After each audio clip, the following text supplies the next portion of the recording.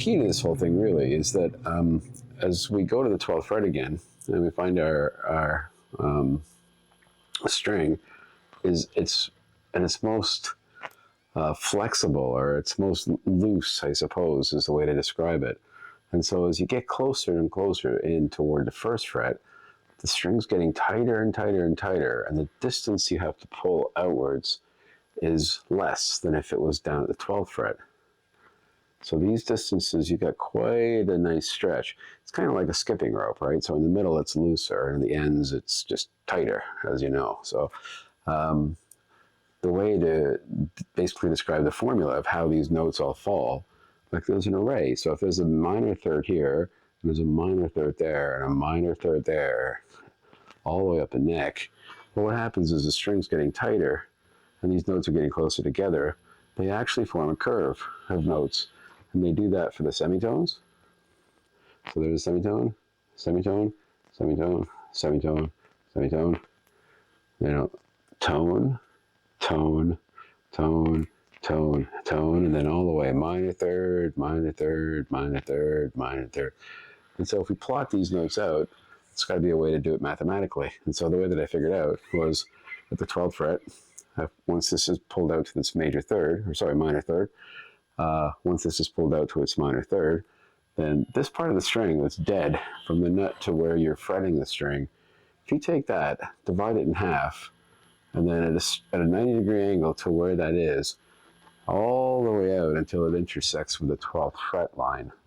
It'd be a little hard for me to explain that in words, but the illustration in the thumbnail of this thing describes it. I'll show it the best I can in diagrams here, but it's a tricky concept to really explain because it's something that you can't see, and you have to spend a bit of time trying to visualize it.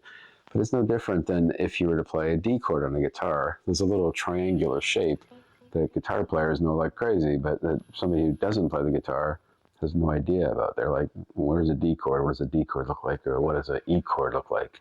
Or an F and all the rest of it.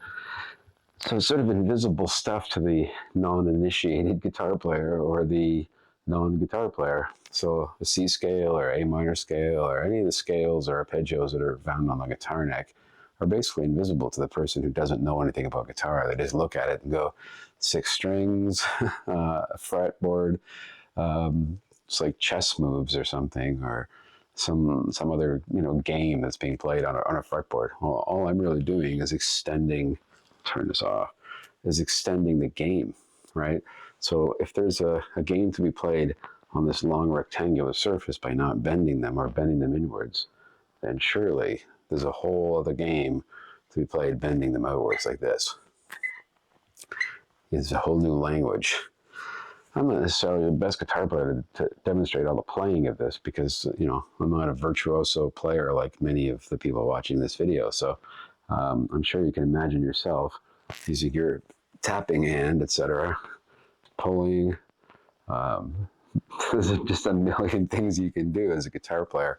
It's ripe for experimentation. So I'm the guy bringing the game to the party, basically. And there is a reason these cuts are so deep, so that you can get your hand right up here, even to the 1st fret of the first finger on the 24th fret.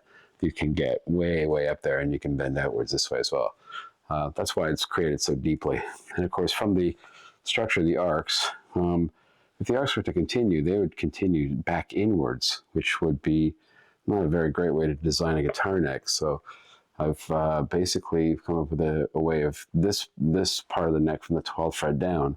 This is an extension of the spreading of the strings. So as these are getting slightly wider, it's basically in line with wherever these strings would meet, way off in the horizon somewhere. Way off in the distance, I guess.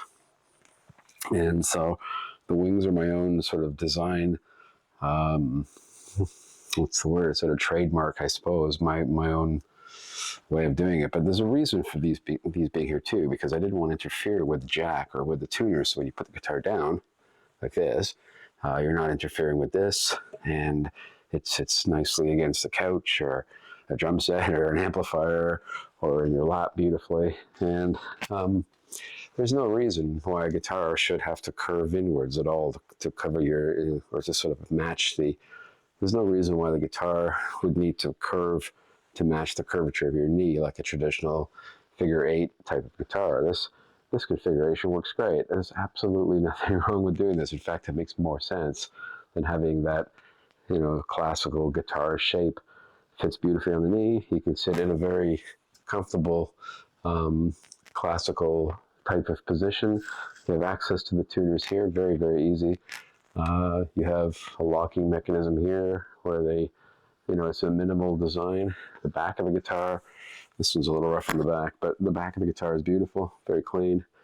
4 screws hold it in, with a fifth here for a strap lock and another strap lock back here.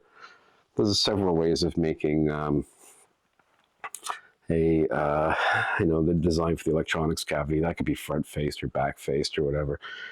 It could be single coils, humbuckers. It doesn't really matter. But this is, as I said, this is a design of guitar that I believe, in the hands of somebody other than myself, would sound quite spectacularly incredible, I guess, if that's the right word. But that's it. So the VP1 Super Guitar, my pride and joy. And for those who don't understand it, I would hope that you could spend a little bit more time trying to understand what it is that I'm doing. Look at the formula, look at how it's played, and hopefully soon there's more players that are showing this off to its greater potential. Okay, so thanks for your attention, and we'll talk again soon. Thanks.